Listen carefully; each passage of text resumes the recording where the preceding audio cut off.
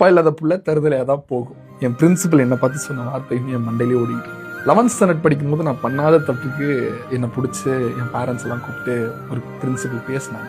அவங்க எங்கள் அம்மா கிட்ட ஃபஸ்ட்டு கேட்ட கேள்வி வேர் இஸ் யுவர் ஃபாதர். எங்கள் அம்மா அப்பா இல்லைன்னு சொன்னாங்க.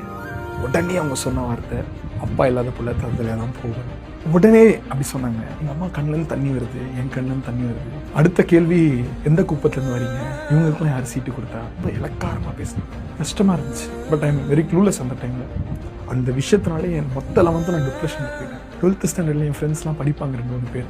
அவங்க கிட்டலாம் அவங்க நீட்டுக்கு படிச்சுட்டு இருக்கிறத பார்த்துட்டு எனக்கும் நீட்டுக்கு படிக்கணும் ஆசை. எனக்கு வந்து நான் அவங்ககிட்ட கேட்டு ஒன்றுன்னா எப்படி படிக்கிறது, எது படிக்கிறது, என்ன படிக்கிறதுன்னு கேட்டுட்டு கொஞ்சம் கொஞ்சமாக படிப்பேன். ஒரு பாயிண்ட் ஆஃப் டைமில் எனக்கு ஃபிசிக்ஸ் மட்டும் வராது, அந்த ஒரு பயம் இருந்துச்சு.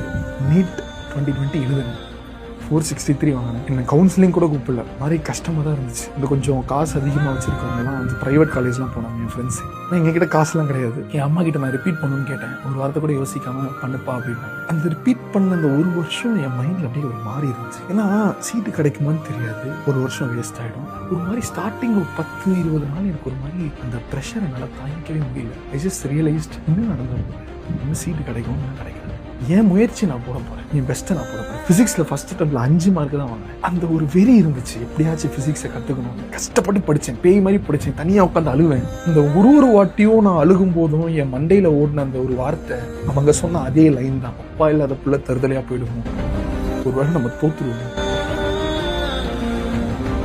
இல்லை, ரமேஷ் பையன் சரண் தோக்க மாட்டான். என் அம்மா என் மேலே வச்சிருக்க நம்பிக்கை தோக்காது. இதெல்லாம் தாண்டி நான் என் மேலே வச்சிருக்க நம்பிக்கை தோக்காது அப்படின்னு நான் நம்புறேன். லாஸ்ட் 10 நாள் இருக்கும். 10 நாளைக்கு முன்னாடி எழுதின ஒரு மார்க் டெஸ்ட்ல got 300, எக்ஸாக்டா 320. அந்த பேப்பர் கொஞ்சம் டஃப், ஒரு மாதிரி உடஞ்சிட்டேன். என் அம்மாட்ட போய் சொன்னேன், தோத்துறோம் பயமா இருக்குன்னு சொன்னேன். அப்ப எங்க அம்மா எங்கிட்ட என்ன சொன்னாங்க தெரியும்? சரண் பார்த்துக்கலாம் சார், நீ சீட்டு வாங்குவேன் நான் நம்புறேன், நீ டாக்டர் ஆவ நான் நம்புறேன் அப்படின்னாங்க. கடைசி 10 நாள் பேய் மாதிரி படித்தேன்.